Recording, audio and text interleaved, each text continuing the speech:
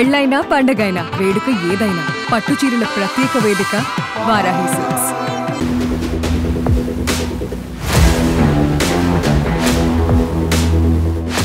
Breaking news, పాకిస్తాన్లో radiation leak అవుతుందా? దీనికి సంబంధించి పాక్ ప్రభుత్వం కానీ పాక్ మీడియా కానీ ఎందుకు మౌనంగా ఉంటుంది? ఎక్స్ వేదికగా ట్రెండింగ్గా మారినటువంటి అంశంగా మారింది రేడియేషన్.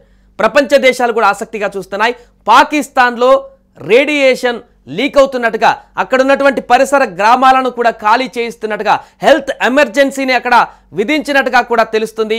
దీనికి సంబంధించి వార్తలు విపరీతంగా వస్తున్నాయి ఎక్స్ వేదికగా. ఇంకా ఈ రోజు అయితే దీనికి సంబంధించిన సాక్ష్యాలు కూడా ఒక్కొక్కటి బయటకు వస్తున్నాయి. హాస్పిటల్లో కొంతమంది ట్రీట్మెంట్ తీసుకుంటున్నటువంటి ఫోటోలు, మరికొంతమంది వివిధ వేరే దేశాలకు సంబంధించినటువంటి కొంతమంది చేస్తున్నటువంటి పోస్టులు, అదేవిధంగా దాడి జరిగినటువంటి దృశ్యాలు, అక్కడ కిరాణా హిల్స్ వద్ద అణ్వాయుధాలను స్థావరంగా మారినటువంటి కిరాణా హిల్స్ పరిసరాల్లో ఉన్నటువంటి ఈ నూర్ ఎయిర్ బేస్ వద్దనే భారత మిసైల్ దాడి చేసినటువంటి తర్వాత అక్కడ న్యూక్లియర్ సంబంధించినటువంటి రేడియేషన్ లీక్ అయింది అనేటువంటి అంశం అయితే ఇప్పుడు తీవ్ర చర్చకు దారితీస్తుంది.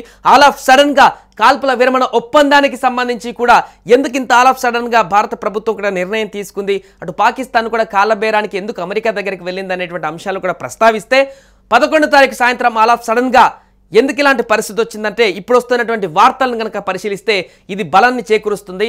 భారత్ ప్రయోగించినటువంటి బ్రహ్మోస్ మిసైల్ నూర్ ఎయిర్ బేస్లో ఉన్నటువంటి న్యూక్లియర్ అణుబాంబు పరిసరాల్లో పడి, అణు కేంద్రానికి పరిసరాల్లో పడి అక్కడ భారీగా రేడియేషన్ లీక్ అయి పాకిస్తాన్ మనగడ ప్రమాదానికి మారినటువంటి సందర్భంలోనే అమెరికా కాలవేళ పడి పాకిస్తాన్ కాల్పుల విరమణ ఒప్పందానికి భారత్ అమెరికా మధ్య రాయబారం కుదుర్చుకున్నట్టుగా కనిపిస్తుంది. అదే రోజు పాకిస్తాన్ ప్రభుత్వం కూడా ఈ న్యూక్లియర్కి సంబంధించినటువంటి ఎన్సీఏ ఏదైతే ఉంటుందో ఆ ప్రతినిధులతోని భేటీ అయ్యింది 11వ తారీఖు ఉదయమే.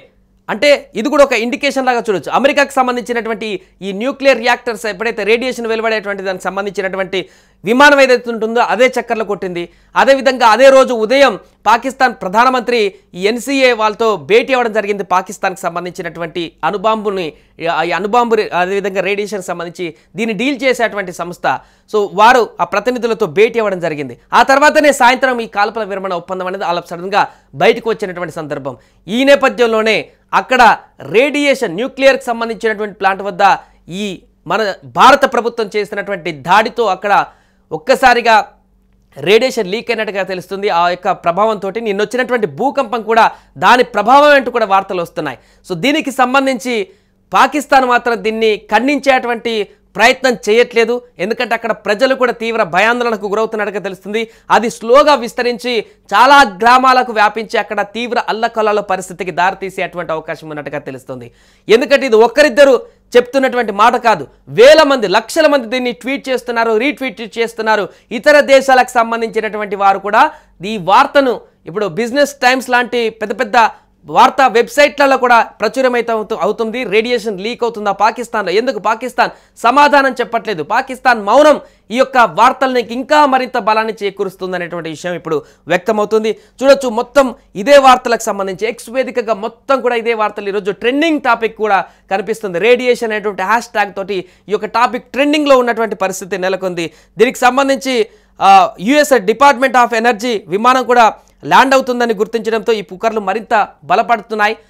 మొన్న ఒకసారి ఆల్రెడీ చక్కెర కొట్టింది, ఇప్పుడు మరొకసారి యుఎస్ డిపార్ట్మెంట్ ఆఫ్ ఎనర్జీ విమానం కూడా అక్కడ ల్యాండ్ అవబోతుంది అనేటువంటి అంశం బయటికి రావడంతో పాకిస్తాన్లో తీవ్ర అల్లకల్లోలమైనటువంటి పరిస్థితి. భారత్తో పెట్టుకున్నటువంటి తర్వాత పాకిస్తాన్కి ఎటు పోలినటువంటి పరిస్థితితో పాటు ఇప్పుడు పాకిస్తానే మనుగడలో లేకుండా పోయేటువంటి పరిస్థితి ఏర్పడ్డట్టుగా తెలుస్తుంది. అక్కడ రేడియేషన్ లీక్ అయ్యేటువంటి పరిస్థితిని ఎందుకు కప్పిపుచ్చుతుంది?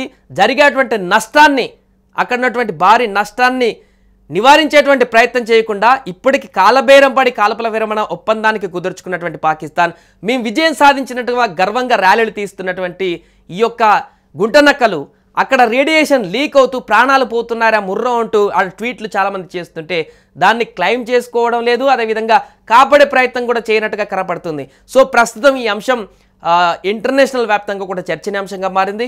నిజంగానే అక్కడ రేడియేషన్ భారీగా లీక్ అవుతున్నట్టుగా తెలుస్తుంది. అక్కడ గ్రామాలను కూడా వెకేట్ చేస్తున్నట్టుగా తెలుస్తుంది. చాలా వరకు ఎక్స్ వేదికగా జరుగుతున్న పోస్టులను చూస్తే అయితే తీవ్ర ఉద్రిక్త వాతావరణం అయితే నూర్బేస్ ఆ పరిసర ప్రాంతాలలో, కిరాణా హిల్స్ ఆ పరిసర ప్రాంతాలంతా కూడా కొనసాగుతున్నట్టుగా తెలుస్తుంది.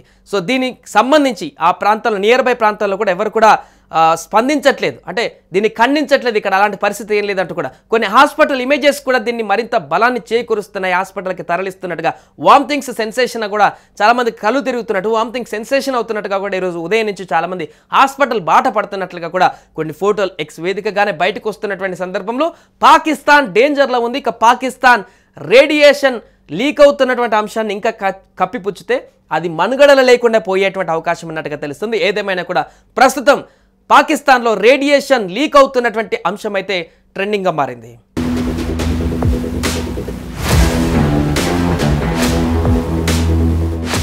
సుమన్ టీవీలో మీ పర్సనల్ అండ్ బిజినెస్ ప్రమోషన్స్ కోసం కింది నెంబర్కి కాంటాక్ట్ చేయండి.